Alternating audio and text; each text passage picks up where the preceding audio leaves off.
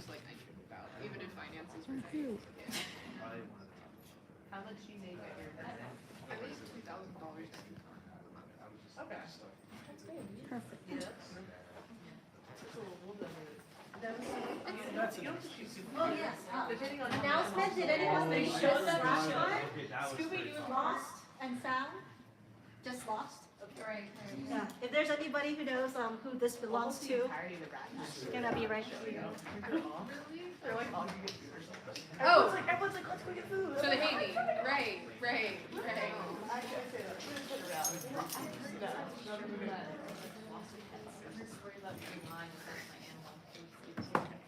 Does everyone have a February birthday? I do.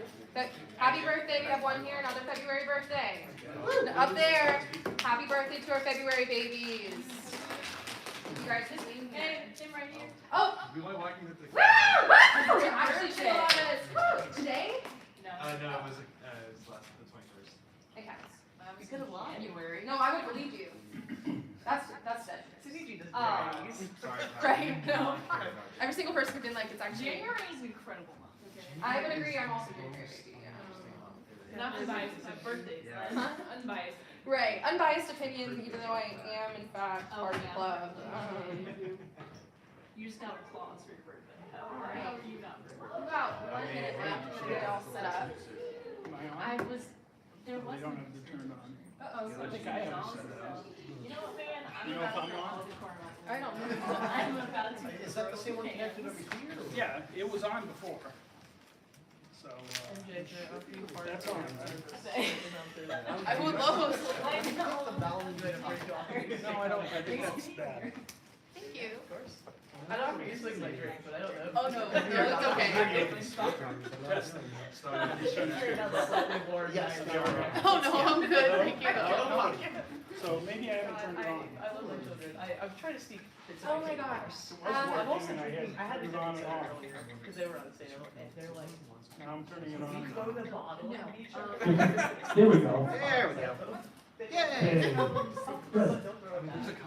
That's so funny. let's do this. Hi, everybody. Hello. It is time to start. So, if you haven't already, you can join the ASIFA-South Discord. You'll get all the updates about our events and just be able to chat with people if you have a question about like harmonies crashing and you need a group of people who know what to do. Great place to go. Highly recommend it. See some phones out? Yeah. I know that's right. Yeah. Yeah, we were waiting for you. That was. Someone's worst nightmare. I know. I'm sorry. Everyone's so quiet. Like, come on, guys, get on your toes. Let's go crazy. I'm single off the floor. ASIFA-South. All right. What in the world? Okay. So, upcoming events that we have. So we have a draw with me Friday, February 27th. It's on Discord. And then we have with Fernando. A beginner figure drawing session. I do also believe that it's online, so you guys can go ahead and RSVP. We often have like monthly events that are both in person and online, so if you're looking for a community of artists, always a great place to go. It wants us to watch a video. I'm not going to stop it.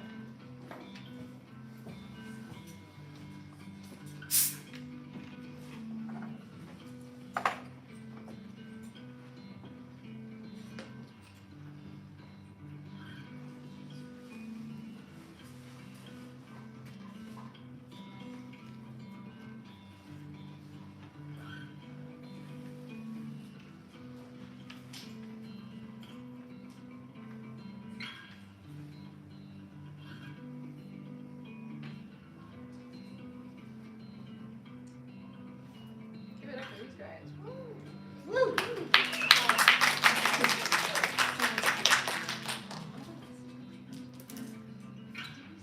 Yeah, we're cool. Be jealous. Yeah. All right. It really wants us to watch that video. Right. All right. I'm getting it next for you. There you go. Oh. Sorry. There you All go. right. So if you don't know, next month is March, which is Women's History Month. We're gonna have our 3rd annual Women's History Month like entertainment mixer. So ASIFA-South, Women Animation, we not ATL, but KSU. We also have like a bunch of other schools that like to show up, and we have WIFTA, which is Women Film and Television. We're just gonna have a bunch of people from the industry talking about their careers here and all that good stuff to celebrate the month. There is a portfolio review, there's pizza, and a panel, and it's really cool, and y'all should go. I made it. It was my actual brain baby, so you should definitely go. Not to flex. Y'all are so quiet. Oh my goodness. I'm trying anything to get y'all hyped up. Come on. Nothing. Tough crowd today. All right. We're getting started. Yeah, come on. It's Wednesday, you guys. It's Wednesday in February, you Let's guys. go. Come on. All right, so a CFAC. Does anyone know what this is? Yeah. Yeah, that's right. That's right. That's why we were waiting for you, because we needed you. All right, so a CFAC is the ASIFA-South Animation Conference. So basically it's biannual, so it's every other year. We have a bunch of panels, there's a film festival, and you meet a ton of great people. I met like most of the people in my network, people who've helped me get like internships. My first time ever going to a CFAC, so I definitely recommend going. Yeah, so registration starts March 22nd, so it's coming up. Without further ado, puzzles by Joe.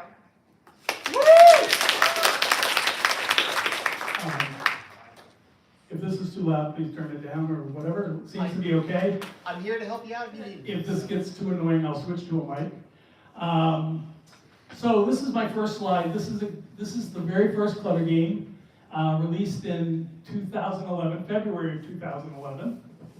I guess that's okay, right? Okay. I just feel like it's dropping. We can still hear you good. Okay, I just want it not moving around. Okay, so these are 3 of my reviews. See, it's just not good.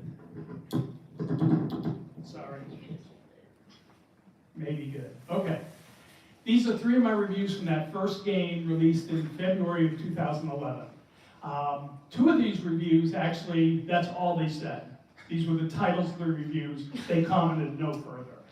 I personally like Looks Like a Student Project, even though you guys could probably do a better job than this. So, and worst game I ever played kind of hurt. And Just Awful was just, they didn't comment anything else.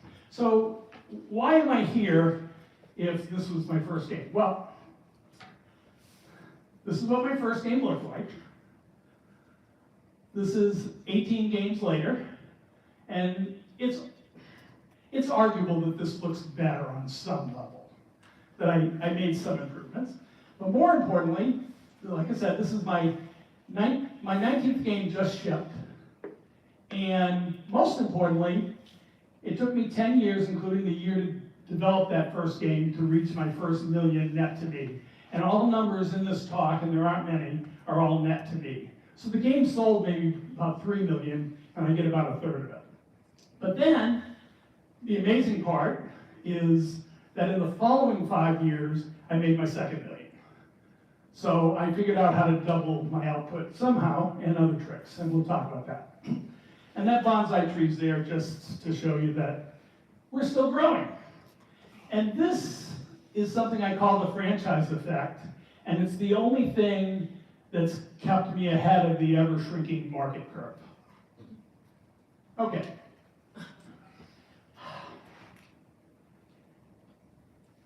What I've done to some people seems impressive, but to me it's the magic trick. And magic tricks, everybody, sees a magic trick and goes, ooh, and then they see how it's done and they go, not that impressive. And that's really what I believe is part of my story. Also, this is called a snippet.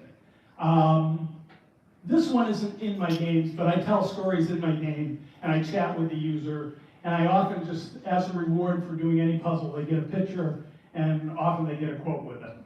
I won't read you all the quotes, but I do my talks the same way as I do my stories in the game. They're done with snippets. I put a lot of, you need to participate in your own mind and string everything together and figure out what I'm really trying to say. because I'll spell out some things, but not everything. And now I'm done looking up here. I'm going to try to look in the back room. So this is a quote I came across just a few weeks ago once I knew I was doing this talk. And this talk is based on other talks that have slightly different titles, but I really love this quote because it really fits my Clutter, the Clutter universe. And I am going to read this one. The best time to plant a tree was 20 years ago. The second best time is now. And the name of this talk is called Clutter Dreams, Birthing a Genre, the Bonsai Way. I am Joe Cassavaugh. I am the Joe of Puzzles by Joe. I am a solopreneur. I am the only person in Puzzles by Joe. I have collaborated a little bit here and there, but very little. There's a bunch of prefaces before I get to the real meat of this talk. I'm going to lay out the story of Clutter. It's not what I set out to do. This whole talk is all hindsight. You weave a story around what happened.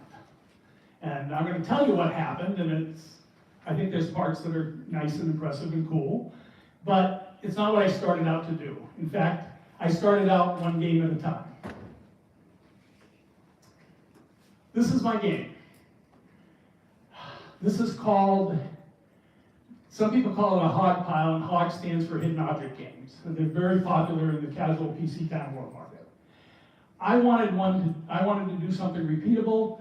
The very simple mechanic is you find two objects that are the same, you click on them and they fall off. And this is one of the very first puzzles in the last game, and you do that 50 times, you win the level. So you can see the two coffee cups, you can see the two sunglasses, you can see the green Happy New Year's hat in the upper right and somewhat buried in the lower left. Even if you just get a little piece of something, you can click on it and remove it.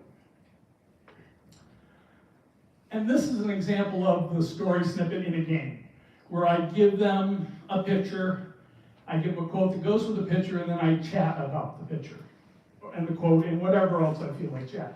And that grew over time, and that's a part of this talk too.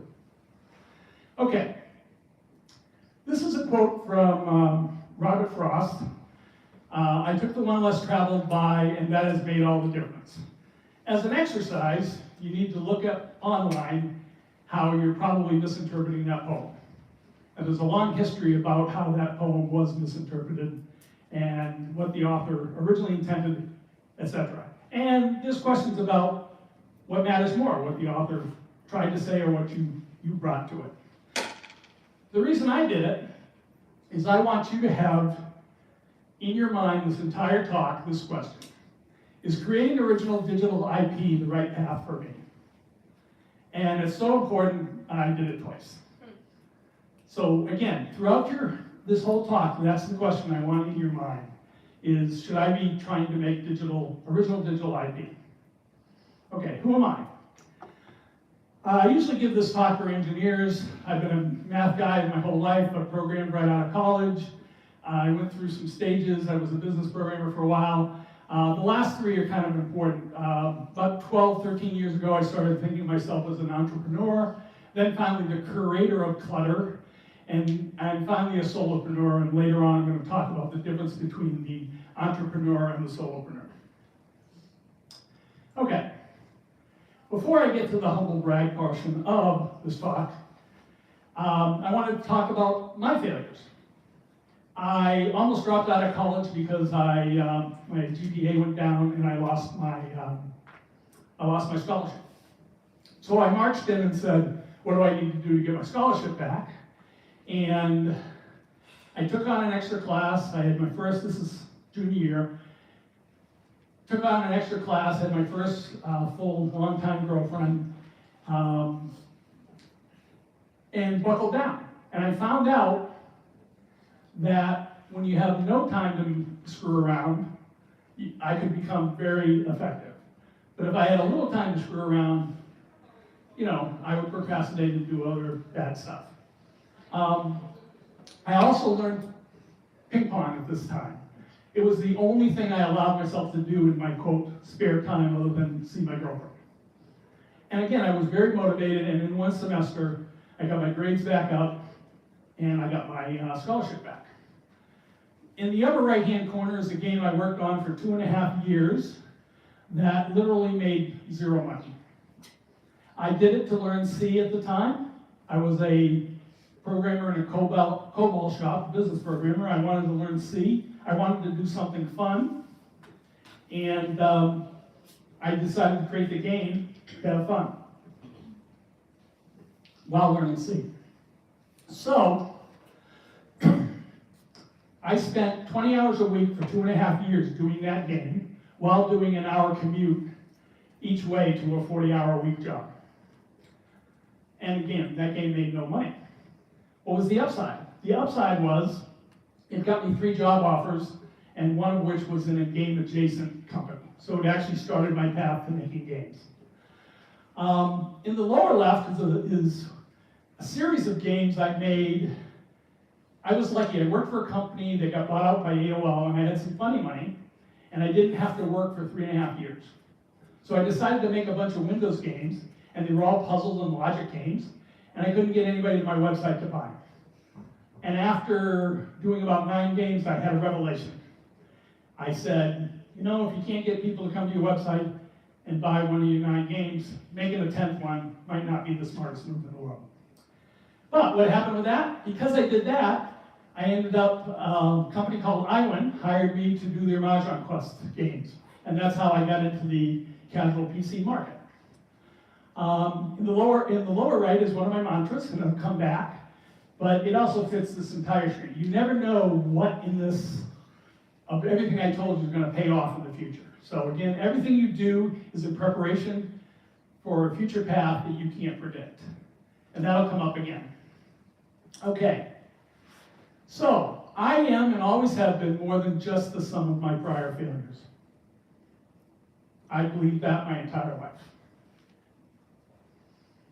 Here's another little snippet, and I'm going to just reiterate. You need to figure out how this all applies to possibly you. And again, the main question you should have is, should I be aiming for original digital product? Okay, we've already seen that. Perfect is the enemy of good enough. I love this because it's not perfect. It has 2 thes when I went searching for it. And what I like is this version of it, which is to know when good enough is good enough. And this will come up throughout my talk too. This is an actual snippet from the game. It quotes a Billy Joel song that I really like. And it sets the tone for what I was trying to do just doing my very first game. So, this is the longest story in the talk. How did I get started to do the first Clutter game? Well, I had done 3 Mahjong Quest games for iWin. It was at a time when the casual market really boomed, and those made millions of dollars for them.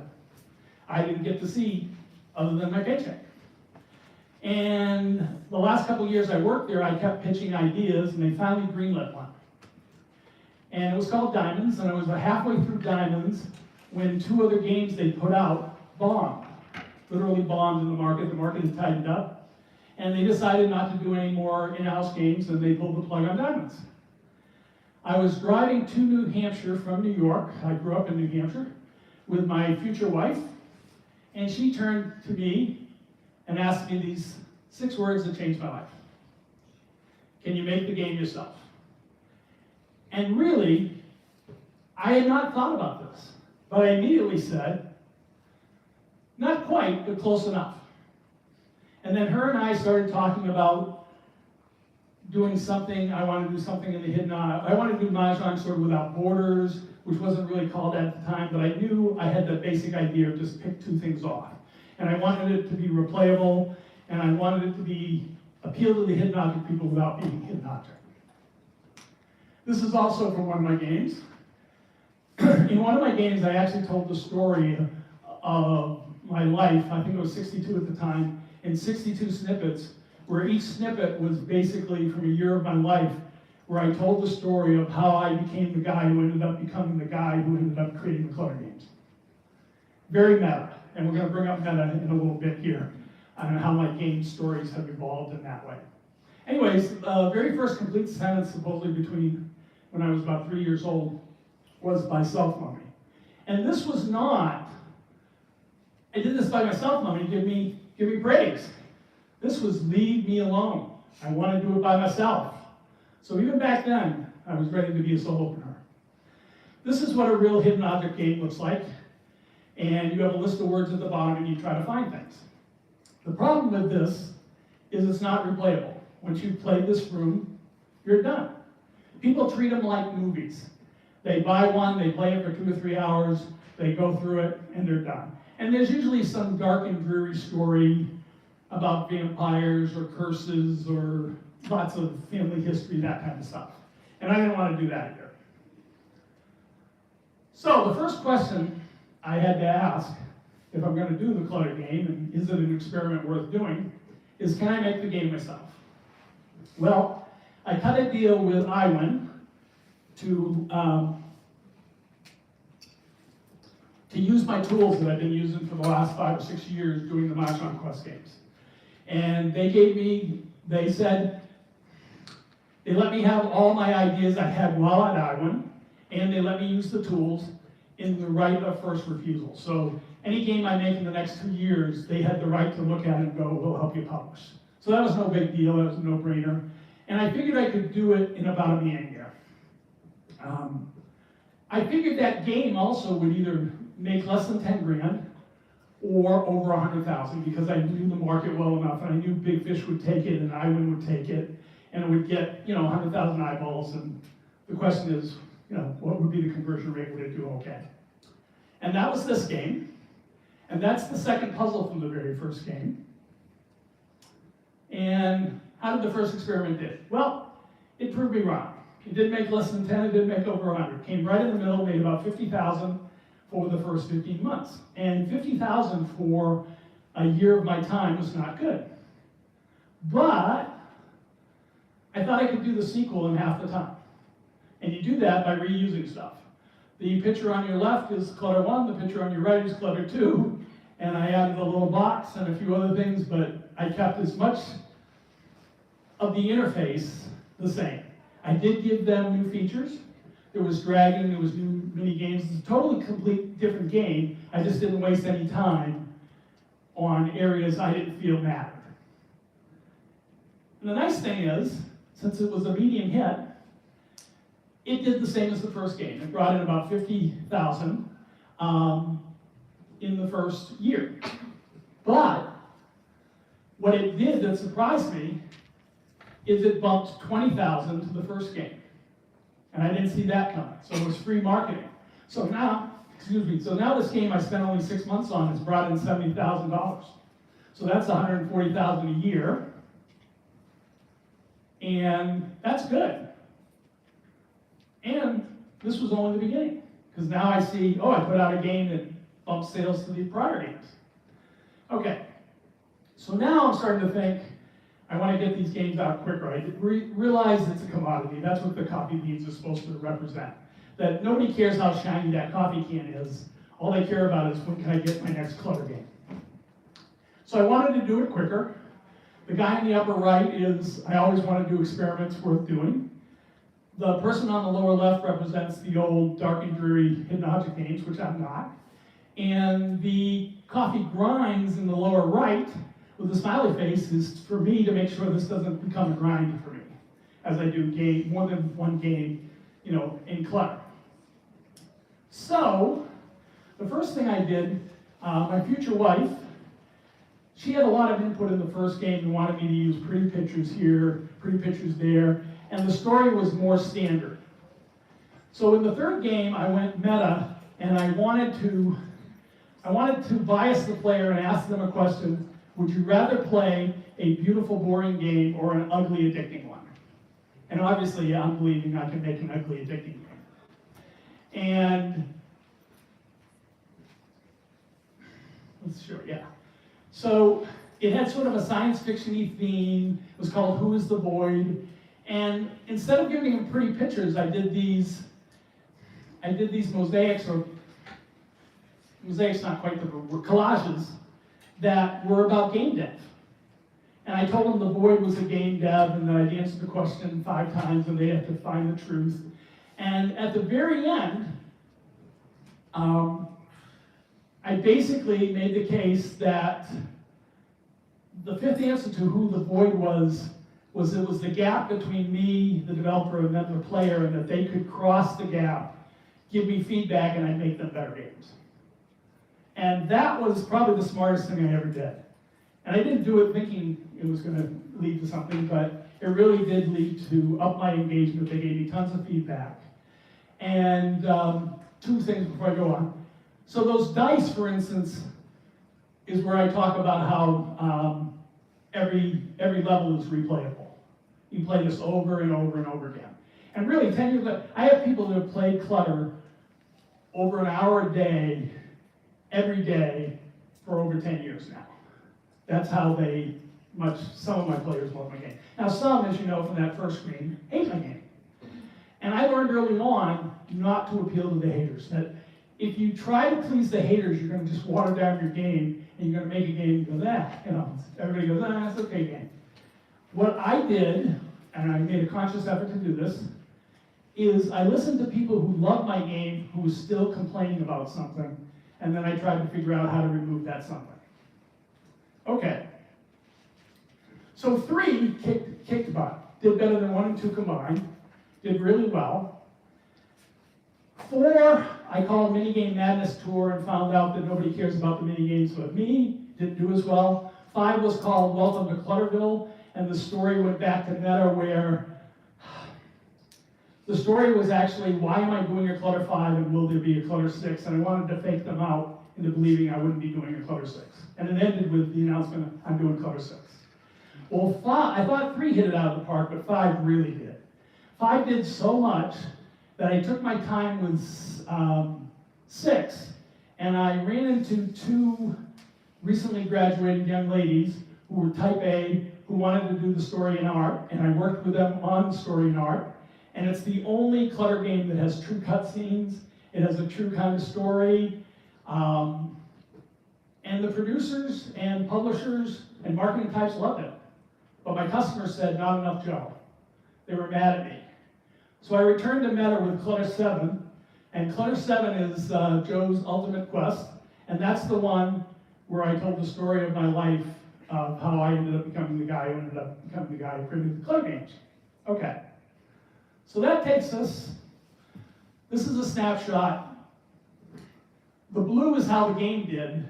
The red is the bump the game produced. And you can see from 3 on that the bump's about the same size. Whether a game does good or bad, it does that, but the bump, the visibility to the prior games, is the same. Now, of course, each game has more prior games, so each one's getting a little less, but it meant that if I just put out a game, I'm going to get a bump. Put out another game, you're going to get a bump. So we're now here. At the end of this, I have just made my first $1 million in 10 years, and really, that's when that game went out and I had to start thinking of the next game. I had been thinking of Unity for years, but too many devs were complaining about difficulties they ran into. I finally, their chatter seemed to lessen a little bit. Unity became more reliable, and I had different people do different things for me trying to get my feet wet with Unity. And I finally ran into a young guy whose programming I didn't hate, and we actually did some pair programming, and he got me over my Unity curve. And then I was off to the races. So this was my decision. The old system is that Volkswagen bug. I am truly an old dog that doesn't like new tricks. But after putting it off for 3 years and finding this guy that pushed me, I finally took the leap of faith, and Unity was like a Porsche. It was just at least 4 to 5x better than my old environment. And that diamond in the middle is to remind me to tell you, I realized I was now in my forever environment, that I was pretty much going to use this until I die. I knew the old iWin stuff I'd eventually give up.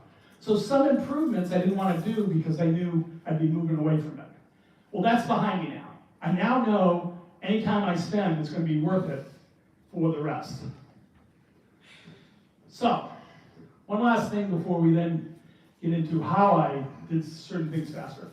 So when I was 7 years old, even younger, sometimes I said it out loud, I am one of 4 boys and my other 3 brothers are jocks.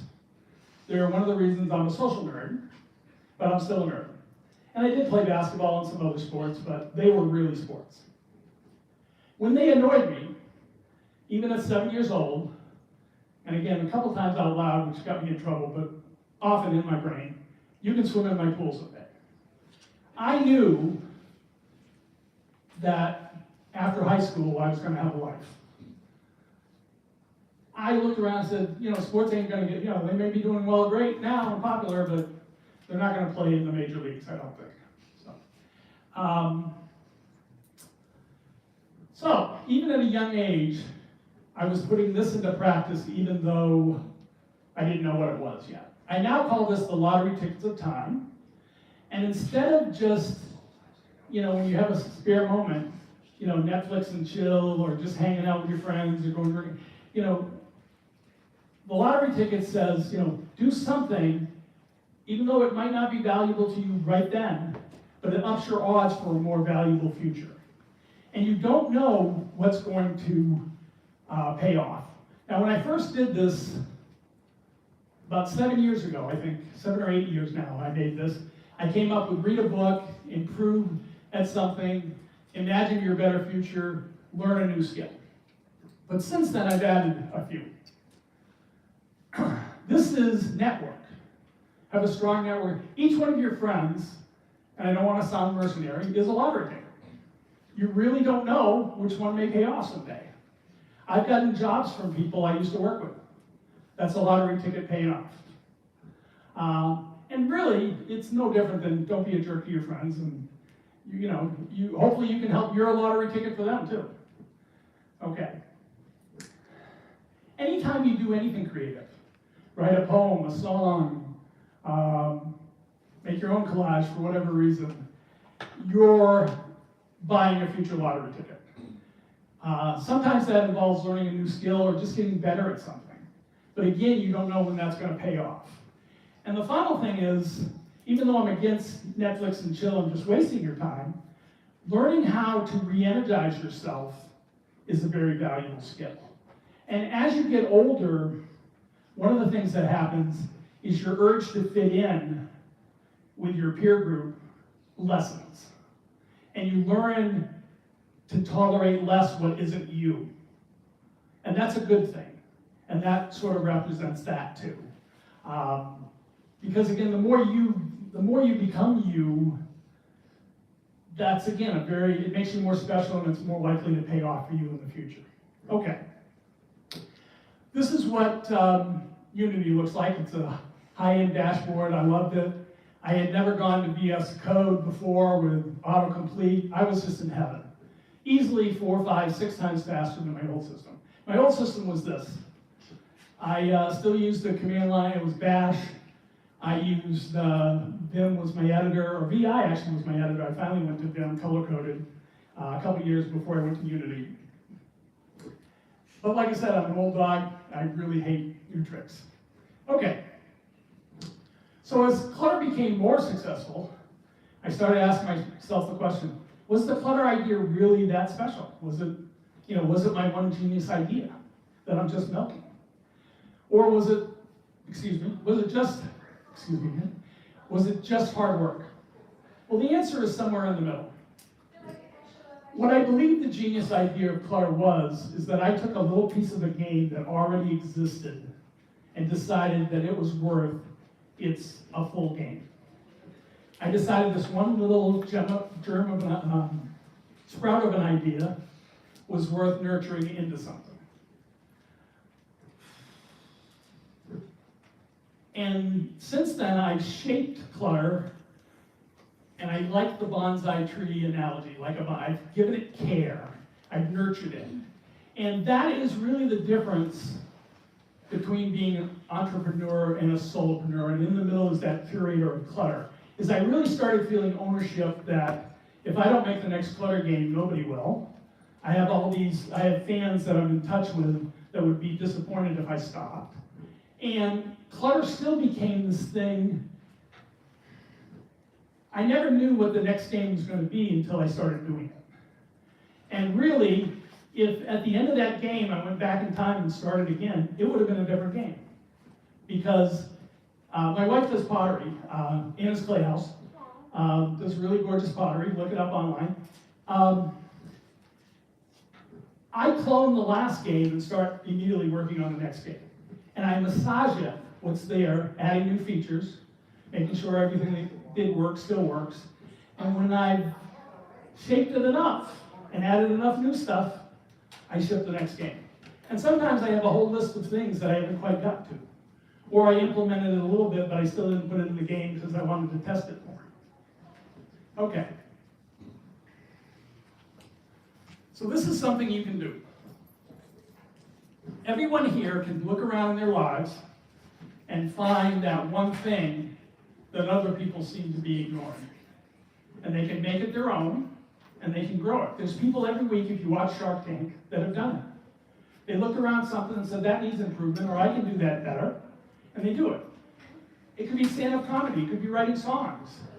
Taylor Swift wasn't Taylor Swift overnight. It took many, many years to become the superstar she is today. And really, you can do this. And yes, that's important. This is something you can do, really. Okay. That's a little engine thing. This is a quote from Arthur C. Clarke, and that's kind of what I felt Unity was.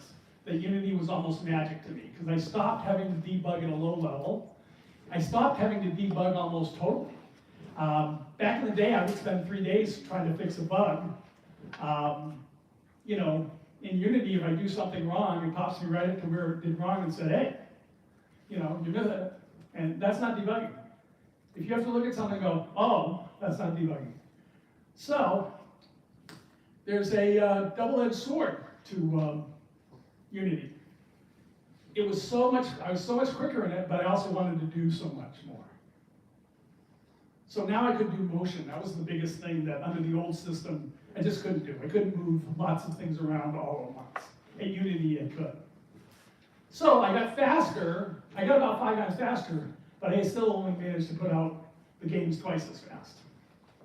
Okay, so how do I put out 10 games in 5 years with about 1,800 puzzles per game?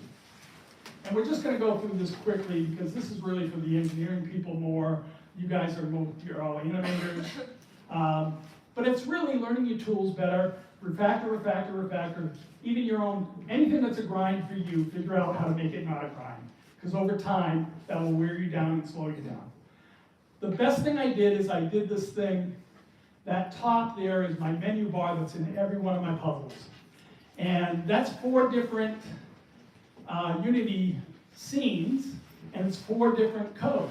There's a Clutter game, there's a gap war game, there's sliders, and there's Mahjong. But they all work with underneath that main menu, and they all share things, so I don't have to worry about it. That got me lots faster. This is just to show you that you never know where you can improve things. This is my ini file for like 100 of the puzzles, and it's just a nightmare. And one day I got a brilliant idea and immediately wanted to slap myself side the head and say, why didn't you do this yesterday, last year, 2 years ago, 5 years ago? I said, let's create a colon. I added my own thing so I could put multiple things in a line. And then I went further, and this little thing right here is really just 10 puzzles and then 10 different object sets that the game weaves into 100 puzzles. Much better than doing 100 individual puzzles. Okay. You got to learn your tools better. I still use Paint Shop Pro. Why? Old dog. Okay. Every game, I have about 100 puzzle pictures in it. I take the last game, and I now make 900 little objects from them that are very similar but different. This used to take me 2, 3, sometimes even 4 days of a grind to do this, and because I have to name. There's so many things. But I finally said, you got to get better at batching Paint Shop Pro, and I learned how to do this so that this whole thing takes me about an hour, hour and a half of its time. It takes me about 5 minutes to go. Next, next. There's still a little manual, but so forth. Okay.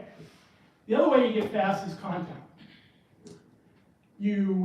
Writing code is slow, but finding new things to put in your game that make it feel differently is easier. And that's all that matters, is does the puzzle feel differently? So here's our regular puzzle. That's the exact same puzzle, except it's done with round objects that are all food related. And it feels totally different. Totally different feel. But it's the same puzzle, really. Donuts. Great object set. This object set was so much fun, I did this. And I did this, and my customers thought it was great and silly. Whenever I hear in the back of my mind an old producer or boss say, Joe, you can't do that. That's stupid. That's silly. It's going in the game. That's one of the joys of being a solopreneur. Okay. Here's another, these are dice. They were just made a great object set. Makes the puzzles feel differently. These are cartoon animal heads. Smileys, that's the very first cartoon thing I gave them as a different object set. And that was in Clutter 1000, which I did to save time. The very first Clutter game I did in Unity had absolutely no text. I thought it was an experiment worth doing, and it did better than the last couple of Clutters, and it's done about the same as the rest of Unity. So even though everybody will tell you, you gotta put text in, you gotta explain things, you gotta pop up text, not necessarily true. Okay, I have so many object sets now that these are icons for all the object sets, which are now an object set. So that's kind of nice because my game's kind of been meta and the game talks about the game all the time. This is sliders. I have about 400 different picture puzzles in the game. They don't change from game to game, only the pictures do. Again, content is king. I have 200 of these in each game, and this works on any quote, any paragraph, long, short, doesn't really matter. And I put 200 of these in each game. That's how I can get to the 1800. It's not really 1800, but I provide value. Some people buy Clutter just for this game. That's my main menu from 17. That's my main menu from 18. Very little change. Don't change unless I really have to or want to. This is the first thing you see when you come into a game now. I wanted my game to look like a puzzle magazine. This format stays the same, but in Clutter 18, it's different pictures, different organization, everything. But this will look the same, but all the words are changed. That square yellow stuff is now round green ones, for 18, etc. Okay, so be so good they can't ignore you. Starting to wrap up. I like be good enough and stick around long enough so they can't ignore you. Corollary is stick around long enough and good things happen. Well, a few years ago, Clutter finally got recognized as its own genre. I think of it as a subgenre, but some people think of it as a genre. There's many, many copycats out there. There's many, you can find Max 3D on your phone that is basically Clutter to the extreme. And again, all I did was decide that a little thing that already existed deserved its a full game. It's on the front page of many distributors. It's its own category. These types of hidden object games have existed for years, and they're usually what they call HOPA, which is Hidden Object Puzzle Adventure. Well, these types of games, like Clutter, don't have the puzzle adventure part. So they actually finally made two categories, one just hidden object and one hidden object puzzle adventure HOPA. And I was sort of the king of that category for a while. I was put in bundles. A few years ago, I asked to be a collector's edition, I think, and they said no. A year or so goes by, they asked me to do collector's editions, so I do collector's editions now. Okay. Oh, sorry. About 8 months ago, a person who worked for one of my distributors didn't quit, changed jobs and worked, switched to a game called, a website called Arcadium. And they are a web-based game site. And the first thing we told them, coming from the old distributor that had Clutter, was you gotta see this Clutter game. And they came to me and wanted me to do a mini Clutter. And since I really didn't have to write much code, I put together a 49 level, because it had to be small enough to be on the web, called Clutter Cornucopia. And on those big websites, my game goes out and makes a chunk, and then that chunk immediately starts going down. Arcadium is ad support. And once you build an audience there, you get a chunk, a chunk, a chunk, a chunk, and it doesn't seem to go down. And that immediately became 20% of my business. And that was very nice. Okay, so this is a bunch of questions I put forth about 5 or 6 years ago to anybody who's seriously thinking about being a solopreneur or developing games or whatever. But the two most important ones are, what are you risking by doing it, and what are you risking by not doing it? And the big risk about not doing it now is the game business out there kind of sucks right now. You know, layoffs all over the place, people talk about AI. The older you get, the tougher it is to get a job. You have to get a job, they want experience. How do you get a job experience without having a job? You know, it's just really tough. But if you can manage to crack and end up with your own digital IP, you're immune to that. I am so glad, I'm 68. I'm glad I wasn't looking for a job at 55 or 60 or whatever, you know, just didn't matter. Okay, this was a slide I put together because I wanted the game dev students to not stop bragging. It's fine to brag about how your friends love the game or won this little contest or, you know, that you submitted to, but the real game is, can you make money from your game? And that's what this slide is about. But I put it here now because I no longer keep score. It used to be my score, but I've hung around long enough, I do well enough, and enough is enough, and good enough, that I'm satisfied. And that's only because of the original IP and the fact that I got 19 games, I got 2 more, you know, depends on how you count them. I'm on PlayStation, I'm on Switch, I do sell at Steam, very little over there. So, really, it's been the bonsai tree. And I've taken such good care of that bonsai tree over the years, it now takes care of me. Good enough is good enough, I'm not rich. But Clutter was not only a lottery ticket, it was a winning lottery ticket. And each Clutter was another lottery ticket that I kind of knew was going to pay off before I put it out there. And in fact, knock on wood, if I get hit by a truck tonight, my games would still bring in two to 300,000 over the next couple of years before the trickle finally went away. I don't have a boss over my shoulder. Nobody's forcing me into retirement. And as much as some people think it's a derogatory term, I don't, I've always loved it. I'm a code monkey. I'm happiest when I'm coding. And I code most of the day. I code most every day. I don't code that often anymore because, again, content is king. I manage, I look for things. I still create, but it's not code. And code really is still what I like the most.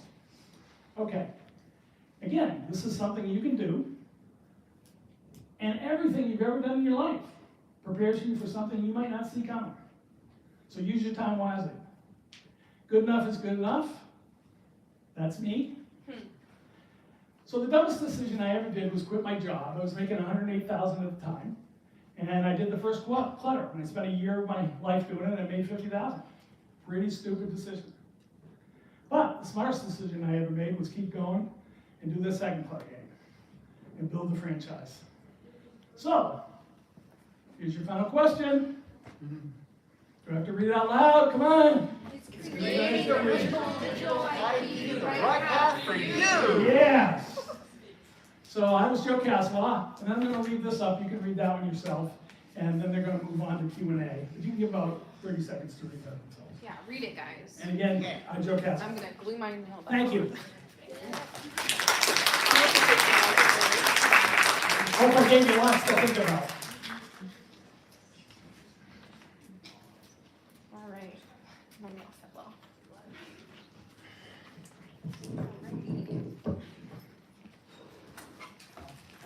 I don't think y'all clapped enough for Joe. That was kind of rude.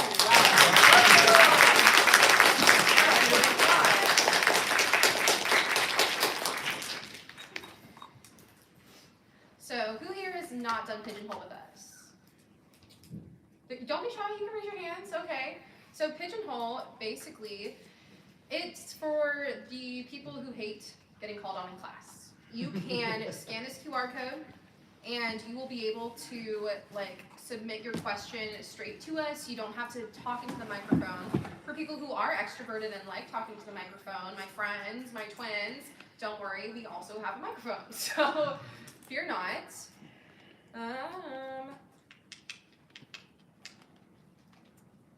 I won't lie to you, it's been a minute since I've done this. So while y'all scan and start typing your questions, I'm gonna figure out where the questions go. No?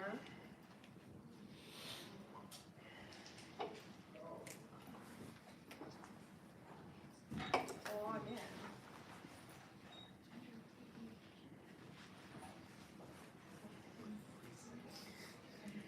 Sorry, guys.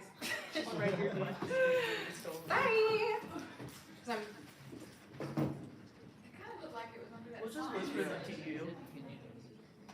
Where that was, under display. All questions? I clicked Click it it and though. nothing happened? Nerd. Question you get. I tried to Oh, just go to the end of the presentation and then click on the, I did. yeah, that. I did. You did? And then I clicked Oh. take this here. Okay, it wasn't me. Is there a display? Sorry, this one?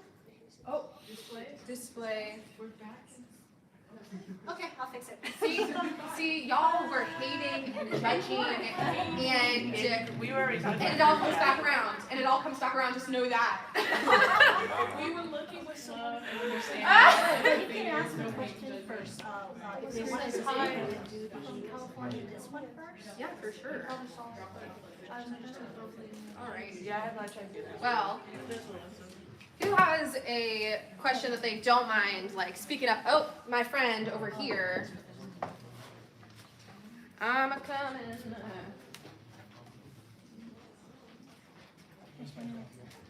Oh, you're right here. I just wanted to say I love this. Yes. I'll turn it. Mr. Joe, he's talking. Okay, I'm listening. I just want to say I love this presentation so much, especially as a solo game developer. But my question is, what's your current take on the distribution services for PC games that have come up since you started with the Clutter series, like Steam, Good Old Games, and things like that? I'm just really curious about your thought process on all those things, how you're adapting to it. So I make very little money on Steam. My games were originally on Big Fish, iWin, Game House, Wild Tangent. I don't go on God, Itch. Again, I have a guy who puts them on Steam and we make very little money there. Just the audience isn't there. The audience for this game is really women over 40 or 50 with disposable income. That's how they define it. The PC casual download market has shrunk quite a bit. And again, this franchise effect is the only thing that keeps me alive. In fact, just last Friday, I pulled all my games from Big Fish Games, and I won't get into why on that, but, so. Do you have a follow-up or? And who wants to go next? Monica. I think the main thing that I have a question about with this lecture is that the way that you've kind of set up your, like, bonsai tree, I want to know how that exactly can help us in like the modern day, since the indie developer setup has kind of changed over the years. Not sure I understand it again. I heard the bonsai part, but So my question is, how does this lecture help us with like the modern layout of how the gaming industry works? well, so this is an alternative then of getting into the industry, that way. There's a viable path. Solopreneur, people have done it. The guy who created Minecraft, did it. Throughout the history of games, people have done it. And even if you work for somebody else for a while and hone your skills, I'm trying to make the argument that on the side, you should be coming up with your own original IP for use somewhere down the road. It's just, I think it's an easier path if you can pull it off. I'm not saying it's easy to pull off, but it's something to consider other than just being a cog in their machine that they will throw away. I mean, what happens nowadays? AAA game. It's a bomb. Oh, lay off your staff. Oh, it's a hit. Lay off your staff. It's not good. All the AI crap that's people are talking about nowadays is just going to add to that horrible mix. The bean counters run the business, and I got lucky. You can't do what I did 15 years ago now in the same space. I would do something differently. I might write mobile games until I got enough momentum. The hyper-casual games, you could put out a hyper-casual game a month, and you can start playing the game fairly cheaply to figure out, what works in your market or what you can get access to. Again, it could be, Shark Tank. People do it. People become famous being a stand-up comic. I mean, I'm just saying, take something that you care about and nurture it. Now, if it's not rewarding or it's not paying off or whatever, move on, pick something else. But go ahead. We also have Zane, he also works in. I want to back you up in Sure. in this modern take. I don't know who asked Used it. to work at Unity. Give us a little introduction, backstory, quick. I'm Zane. A modern take would be like the 2 Point franchise. They recently just came out with 2 Point Museum. This hits into basically everything that you covered in your presentation. They started out, I think, just before the pandemic with their first release, 2 Point Hospital. It was very cute, like how to run a hospital. It was very jokey, kind of Sims-like, but a management game.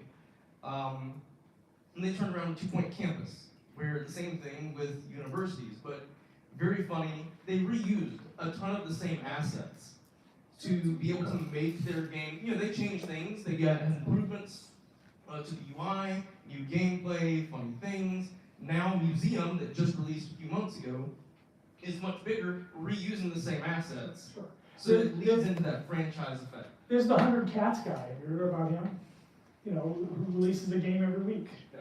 It's just another picture to find 100 cats. But he's building his little market, and more power to him.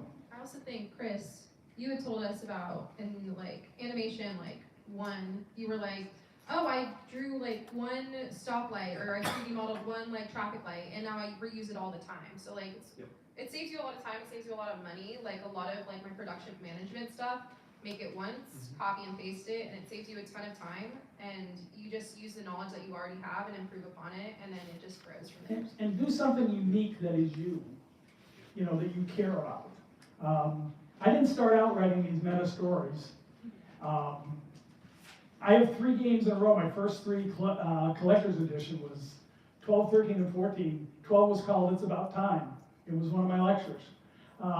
13 was called Greatest Hits, and it was basically the point of the story was, in this divided country we have right now, I tried to explain the accident of birth and that, would you hate somebody just because they like country and you like jazz, right?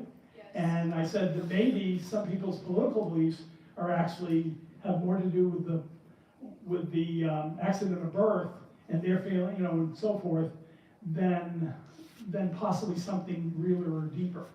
I've heard a lot of people compare that to people treating politics like it's a sporting game and they're rooting for a team. Sure, sure. And anyways, but my point is, the games quickly became this handshake between me and my customers. And I didn't mention this here, they started out really being brain dead simple. And I totally get how some people look at my games and go, how can anybody play that game? But there's other people that play them again, over an hour a day, every day, for 10 years. Alzheimer's people I hear from, pain management people, and so forth.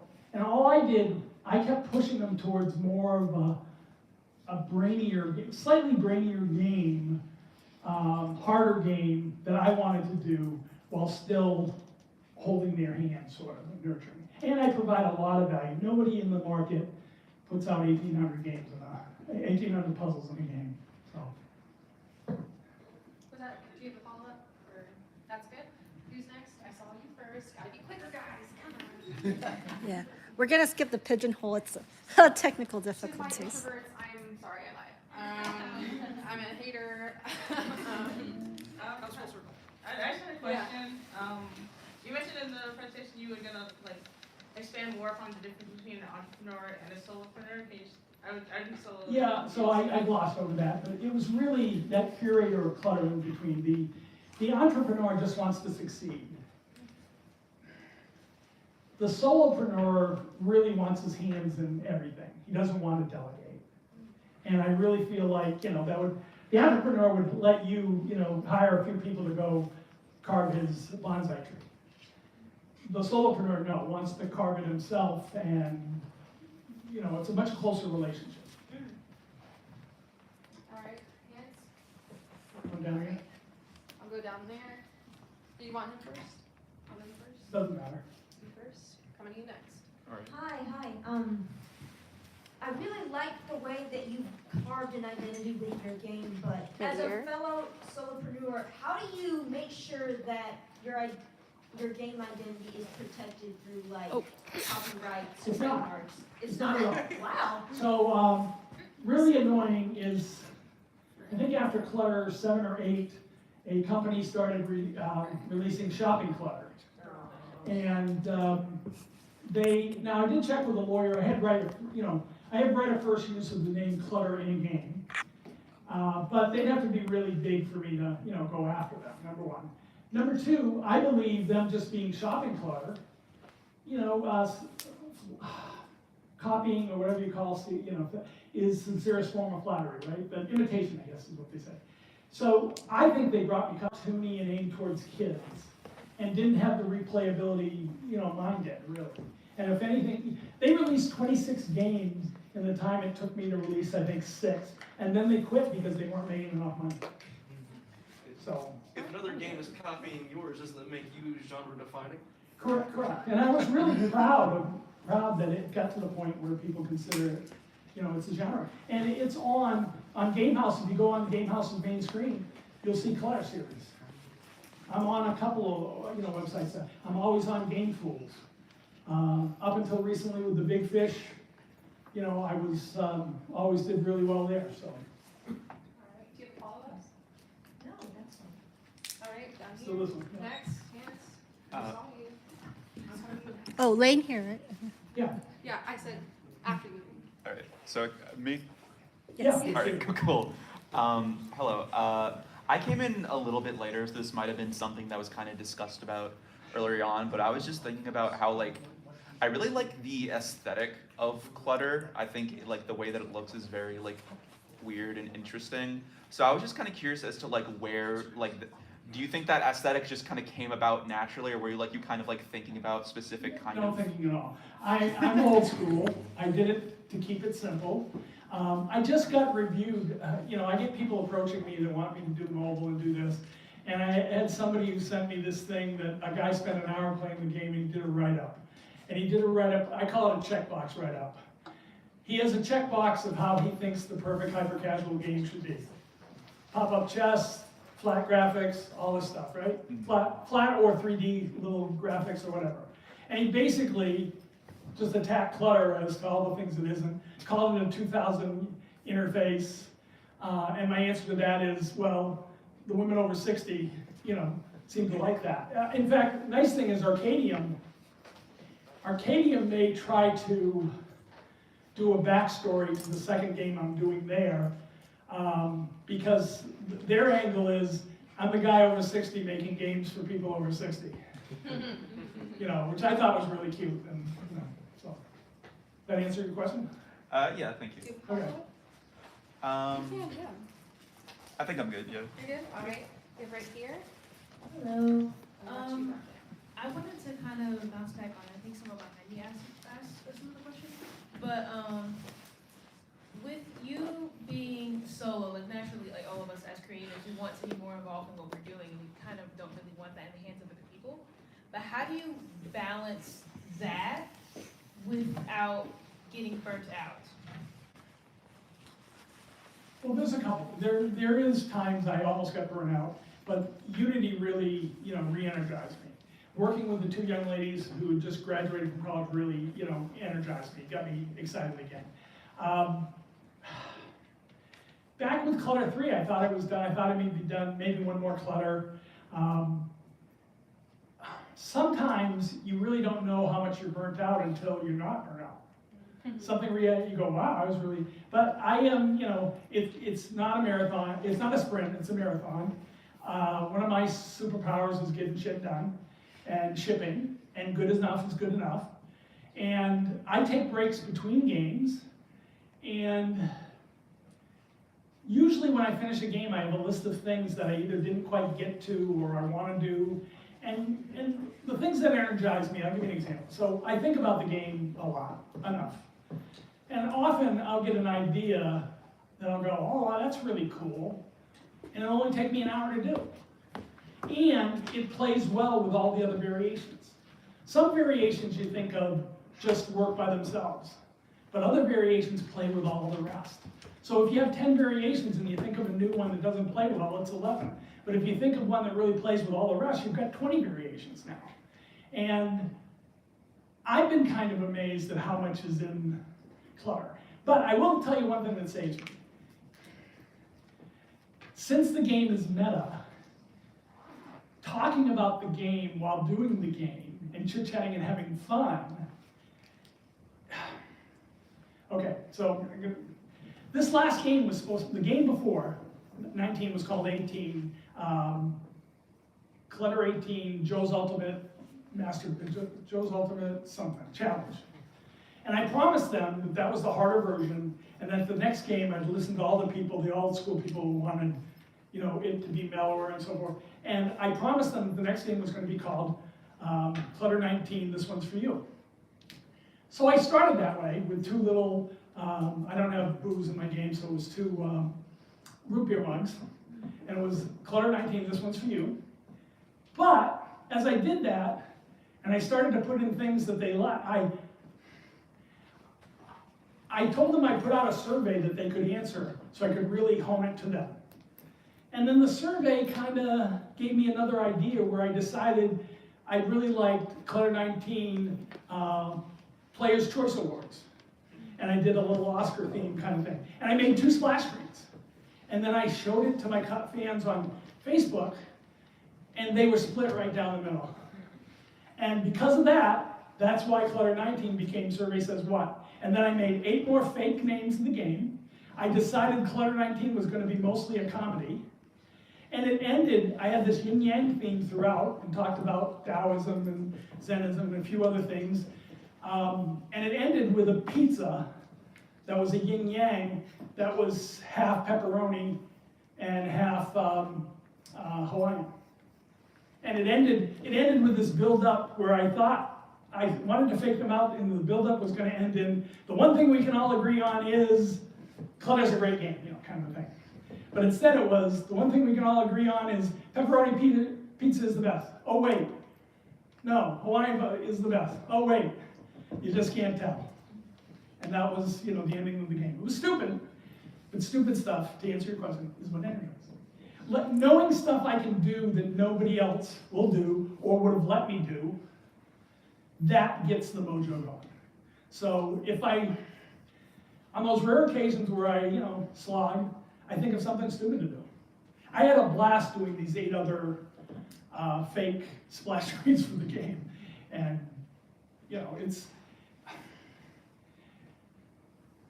it used to be money motivated me, right? It's that helped. And then, again, it's all these trickles and all these little weird things that happen. Arcadium, when they showed up and said, hey, do a game for us, I saw the upside being really nice, and that energized me. Good people to work with at the distributors energized me. Idiots at the distributors, they bum me out.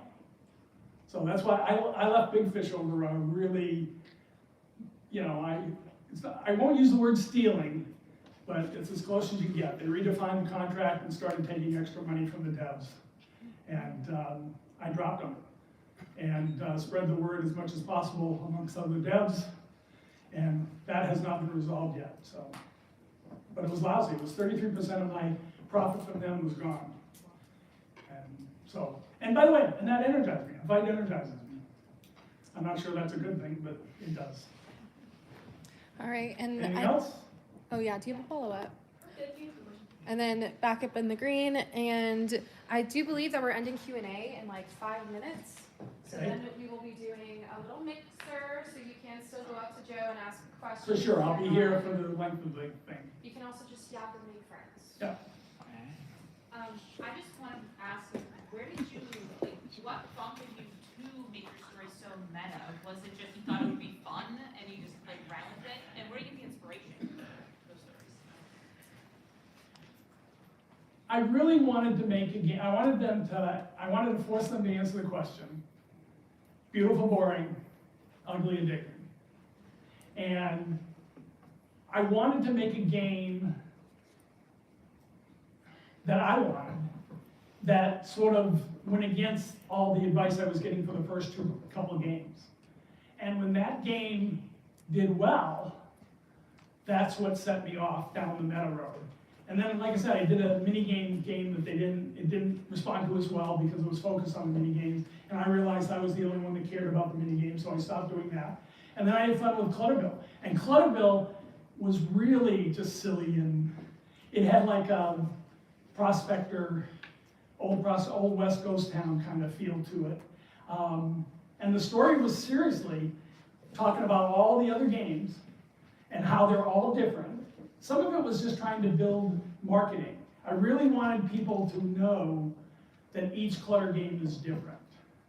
And each game used to have its own little splash screen logo. And then, I don't know, it was 7 or 8 where I started putting all the other splash screens so they knew it was a true body of work. And that helped a lot, so. Any follow-up? Just like, where do you get, like, inspiration for like the different vibes and like ideas? Like, is it just like random? You're like, oh, I want to do that. It's like sitting there with Play-Doh and not knowing what you're gonna make and just playing around and going, Sometimes, really shower, I get my best ideas in the shower sometimes. I think the ideas are easy, and then, because I'm not trying to think of them. Okay, so for instance, Clutter 20, which is probably gonna be the last big Clutter game, I want it to be 5,000 puzzles, because nobody's done that. And I believe I can pull it off. I can do it in about 9 months. It's called Clutter Colossal XX Large. And that XX is, you talk about, again, stupid ideas. I started using Roman numerals. I don't know why, but I did. So Clutter 3, Clutter Bill. Clutter 9 was Clutter not IX, Clutter Extreme. Clutter 10 was Clutter 10 Beyond Extreme. Clutter 11 was Killer Clutter with the 2 L's in Killer being the 11. It's About Time was 12, obviously. Greatest Hits was Greatest Hits plus the B side. And that B is 13. Clutter Reflexive is called Clutter Reflexive because it's the only word in the English language that had the XIV in it that I could find. And it talks about itself. It's, that's the good enough is good enough. So there's a thing called, rising tide lifts all boats. And one of my mantras used to be, a difference that's no difference is no difference at all, okay? If you're the only one that knows, it doesn't matter. You don't need to agonize over every decision as long as you have a reasonable quality and somebody can't point to one thing and say, that's horrible. But everything doesn't need to be perfect. And it's very freeing when you get to that. And then you wing it. You go, oh, I like that. It's a happy accidents. Okay. How quick is the question you brought? It's pretty quick. Just let it slide. Thank you so much for your time, Joe. Yeah, I love doing this actually. So thank you. Thank you for indulging me. Woo! Wondering, where do you get the images from? Oh, so the first thing I had to figure out if I can do it, I had an old CD-ROM from Hamera Images, and I wrote the company, and it was before electronic rights, and they said, yeah, you can use them in the game. When I went to Unity, I'm now on stock photo, Shutterstock, and I get 900, images a month or whatever, and often they'll come in a grid, that I cut them up. The smiley faces was just one image, for instance, but I get them all from there. And I get music from Artlist.io now. I used to use Partners in Rhyme. I did use some local people that write some stuff, but that is cost prohibitive. Artlist.io has some great stuff. The last few games have been much more cinematic because I'm allowed to use that stuff now. And I don't. It's not expensive. It's not expensive per track, but it's still a cost. But it's really minimal. And way back when all I wanted to do was spend my time. So there's assets all over the place. Make a good game, and then if you need real assets, you'll be able to figure out how to get somebody to make your real assets. I think it's the other way around for these guys. They all know how to make assets. Oh, okay. But my point is, if you don't own the assets, you can still make a playable game that you can test. But you have to replace them once you go out the door. And I have used artists. One of the nicer things I did for Lee's story, the one that was really beautiful, I had a fictional character in the first two games called Leon Poncelet, and then he went away. We brought him back, and he told everybody in Clutter 6 it was his granddaughter who ran away to play esports Clutter, which is really not a great theme for grandma, but she was the granddaughter of Leon, and they explained that Leon had invented Puzzles by Joe because he hated the bad reviews from the first two Clutter games. So he was supposedly the author of the first two, and then he told them that for the last three games we've been lying to him that there is no Puzzles by Joe. So that was fun, and I became a cartoon character in that game, which was fun. So it was meta, even though my customers didn't like it. Alrighty, everyone, don't forget about our upcoming events. Next month we have the ASIFA-South Women Animation and Women in Film and Television Mixer for Women's History Month. Please show up. We have online figure drawing and drawing sessions. Join the Discord. And per usual, everyone say goodbye. Woo! Bye, everyone. All right.